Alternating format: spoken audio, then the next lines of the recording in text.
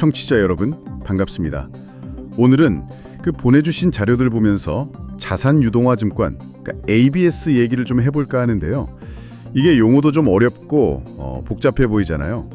그래서 이게 실제로 어떻게 돌아가는 건지 핵심만 좀 쉽게 파악해보는 시간을 가지면 좋겠습니다. 네, 반갑습니다. 그 핵심은 사실 간단하게 볼 수도 있어요. 당장 현금으로 바꾸기 좀 어려운 자산들 있잖아요.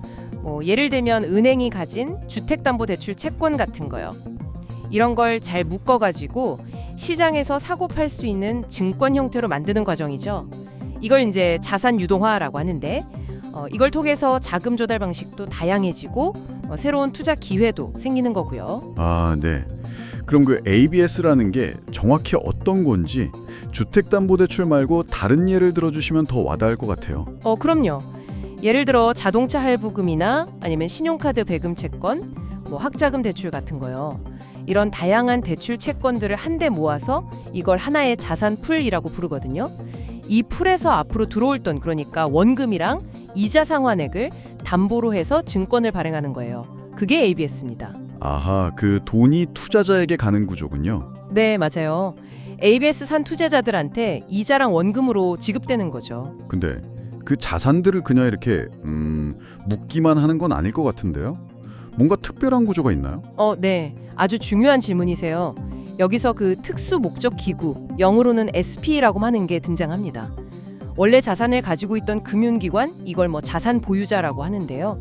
이 자산 보유자가 자산 풀을 SP라는 서류상 회사 같은 별도 법인에 그냥 팔아버리는 거예요. 팔아버린다고요? 아예 소유권을 넘기는 건가요? 네, 맞아요. 법적으로 완전히 분리시키는 거죠. 그럼 이제 SP가 그 자산을 기초로 ABS를 찍어서 투자자들한테 파는 구조입니다. 와, 그렇게 아예 다른 회사로 넘기는 이유가 뭐죠? 좀 번거로워 보이기도 하는데. 그게 바로 파산 절연성 때문이에요. 이게 핵심인데 만약에 원래 자산 가지고 있던 금융기관이 혹시라도 파산하게 되면요. 네네. SP로 넘어간 자산은 영향을 안 받아요. 완전히 별개니까. 그래서 그 자산에서 나오는 돈은 계속 ABS 투자자한테 갈 수 있게 보호장치를 만드는 거죠. 아, 그래서 안전하다는 거군요. 그렇죠. 그리고 또 하나는 그 자산이 원래 회사 장부에서는 이제 빠지니까 이걸 부의 금융 효과라고 하거든요. 이것도 중요한 점이고요. 네, 흥미롭네요. 그런데 ABS랑 이름은 좀 다른데 비슷하게 들리는 커버드 본드라는 것도 있잖아요. 그건 뭐가 다른 건가요? 커버드 본드요? 네, 그건 좀 다른데요. 가장 큰 차이는 담보자산의 소유권이에요. 커버드 본드는 자산을 SP에 팔지 않아요. 발행하는 은행이 그냥 자산을 가지고 있으면서 이걸 담보로 제공하는 방식입니다. 아, 그럼 자산이 은행 장부에 그대로 남아있는 거군요. 네, 맞습니다. 대차 대조표에 그대로 있죠. SP를 안 만드니까요. 그럼 투자자 입장에서는 어떤 차이가 있을까요? 안전성 같은 거요? 커버드 본드 투자자는 이른바 이중 상환 청구권이라는 걸 가져요. 이게 뭐냐면 만약에 발행한 은행에 문제가 생겼다. 그러면 일단 담보로 잡힌 자산 풀에서 돈을 받을 수 있고요. 근데 그걸로도 부족하다? 그러면 은행의 다른 자산에 대해서도 추가로 돈을 달라고 요구할 수가 있어요. 오, 정말요? 그럼 더 안전한 거네요? ABS는 딱 그 SPV가 가진 자산 풀에 대해서만 권리가 있거든요. 그게 좀 다르죠. 대신 은행 입장에서는 ABS처럼 자산을 완전히 떼어내는 그런 효과는 좀 덜하겠네요. 맞아요. 그래서 자본 규제를 좀 덜 받게 되는 그런 효과, 이걸 캐피탈 릴리프라고 하는데 그런 효과는 ABS보다 적어요. 그리고 또 하나, 커버드 본드는 그 담보자산 풀을 중간에 막 새로운 걸로 바꾸기도 하거든요. 좀 다이나믹하게. 근데 ABS 풀은 보통 한 번 정해지면 거의 고정이에요. 그런 차이도 있고요. 네, 알겠습니다. 자, 그럼 다시 ABS 얘기로 좀 돌아와서요. 아무리 자산을 분리한다고 해도 그 기초자산 자체가 좀 안 좋아질 위험은 여전히 있는 거잖아요. 그럼 투자자들은 뭘 믿고 투자를 하나요? 어떤 보호장치 같은 게 있나요? 당연히 있습니다. 그걸 이제 신용보강이라고 하는데요. 여러 가지 방법이 있어요. 대표적인 게 한 3가지 정도 있는데 첫 번째는 초과담보예요. 예를 들어서 100억 원어치 자산을 담보로 잡고 ABS는 100억 원어치만 발행하는 거예요. 아, 담보를 더 많이 잡는 거군요. 그렇죠. 혹시 손실이 나도 그 여유분 10억으로 어느 정도 막을 수 있게 완충 장치를 두는 거죠. 이자 수입으로도 뭔가 할 수 있나요? 네, 그게 초과 스프레드라는 건데요. 예를 들어 기초자산에서는 연 8% 정도 이자 수익이 나올 것 같은데 ABS 투자자한테는 연 6%만 주기로 약속하는 거죠. 아, 그 차액은 그 차액 2%는 따로 이렇게 예비 계정 같은 데 쌓아두는 거예요. 그러다가 나중에 손실이 발생하면 그걸로 메우는 거죠. 일종의 비상금처럼요. 그렇군요. 마지막으로 손실이 나면 누가 먼저 책임지는지 순서를 정해놓는 방법도 있다던데요. 하고도 하고요. 그래서 만약에 기초자산에서 손실이 발생하면 가장 위험도가 높은 후순위 트렌치부터 그 손실을 떠안는 구조예요. 아, 밑에서부터 흡수하는 거군요. 맞아요. 마치 폭포수처럼 위에서 아래로 손실이 내려온다고 해서 워터폴 구조라고도 불러요. 그러니까 선순위 투자자는 최대한 보호를 받는 거죠. 대신 이자는 좀 낮고요. 후순위는 위험이 큰 만큼 이자를 더 많이 받고요. 와, 정말 다양한 안전장치가 있네요. 그런데 ABS는 기초자산 종류도 되게 많다고 들었어요.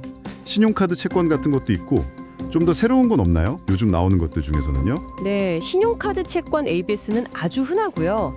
최근에는 뭐 태양광 설비 설치 대출 같은 걸 모아서 만든 ABS도 나오고 있어요. 이야, 친환경 관련 자산이죠.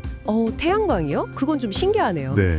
신용카드 ABS 같은 경우는 보통 처음 몇 년 동안은 원금을 투자자한테 안 돌려주고 그걸로 다시 새로운 카드 대출에 재투자를 해요. 이걸 락아웃 기간이라고 하고요. 그 기간이 끝나면 이제 원금을 나눠서 갚기 시작하는 상환 기간이 오죠. 근데 만약에 그 카드 채권들 상태가 안 좋아진다, 연체율이 높아진다고 하면 조기에 원금을 상환해버리는 경우도 있고요. 그렇군요. 태양광 ABS는 ESG 투자 관점에서도 매력이 있겠네요. 맞습니다. 비교적 새로운 유형의 자산이라 더 그렇죠. 여기서 이제 한 단계 더 들어가면 부채담보보증권, 즉 CDO라는 것도 있어요. CDO요? 영화 빅쇼트 같은 데서 봤던 것 같은데. 네, 맞아요. 그 CDO, 이건 뭐냐면 회사채나 다른 대출 채권들, 심지어 다른 ABS 같은 이런 비채무 상품들을 또다시 한번 묶어서 유동화시킨 거예요. 어떻게 보면 ABS의 한 종류인데 좀 더 복잡하죠? 그리고 기초자산 포트폴리오를 그냥 두는 게 아니라 시장 상황 보면서 막 사고 팔고 관리를 하기도 하고요.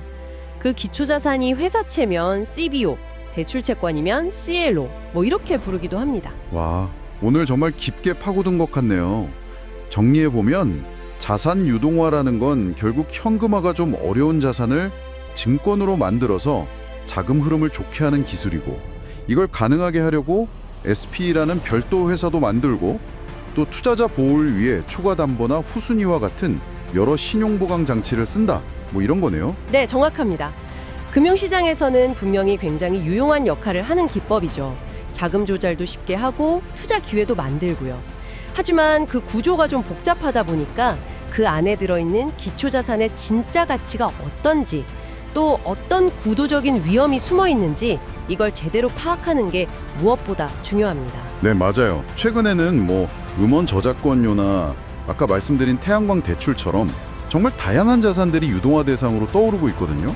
앞으로 이렇게 더 새롭고 다양한 자산들이 유동화될 텐데 이게 과연 우리 금융시장에 어떤 변화를 가져올지, 또 어떤 기회가 생기고 어쩌면 어떤 새로운 고민거리가 생길지, 이런 걸 생각해 보는 것도 꽤 흥미로운 질문이 될 것 같습니다.